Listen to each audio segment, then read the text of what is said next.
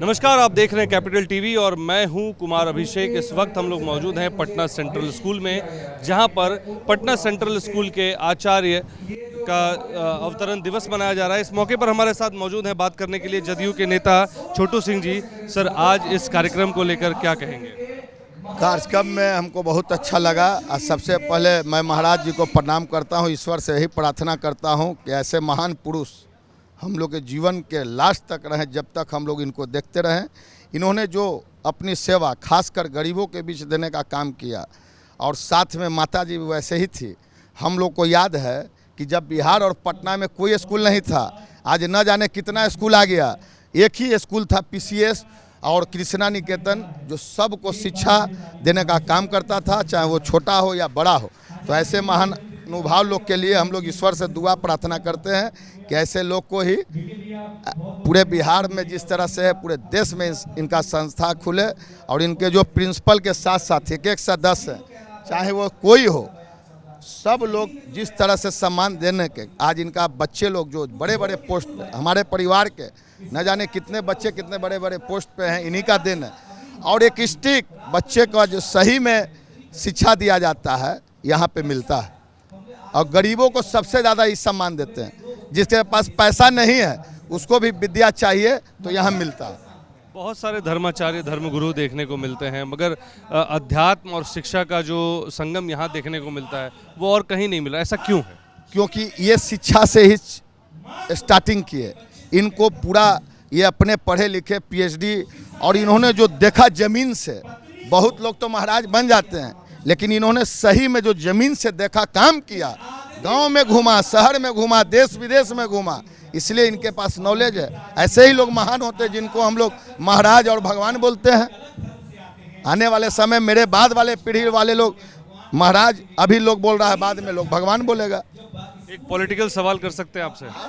अभी जिस तरह से चुनाव हुए और जो मतदान में जो दिखा कि बहुत ज़्यादा कम वोटिंग हुई, वोट प्रतिशत गिरा है, तो इससे जदयू के खास करके कमज़ोर नज़र आते हैं, जैसे सभी जगह ये कहा जा रहा है, उस पर क्या कहेंगे? देखिए, एग्जिट पोल के बाद जितने विपक्ष के लोग हैं वो ओहे मोड़ गिर गए हैं।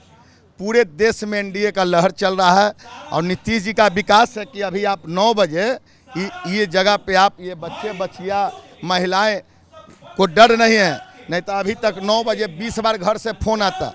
आज नीतीश जी ने सुशासन, अमन, चैन, शांति, नल जल, सड़क, बिजली, पानी, शिक्षा, दीक्षा देने का काम किया। आप देख लीजिएगा, हमारा मनेर का लड्डू बन रहा है, और आप नोट कर लीजिए, आप रिकॉर्डिंग कर रहे हैं, पूरे 4 तारीख को 400 पार करने जा रहा है।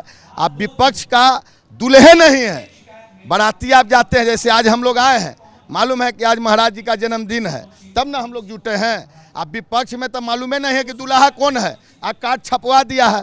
तो दुल्हा चाहिए, जैसे नरेंद्र मोदी जी दुल्हा देश के, इंडिया गठबंधन में दुल्हे नहीं है, कहता है कि हम प्रधानमंत्री बनेंगे।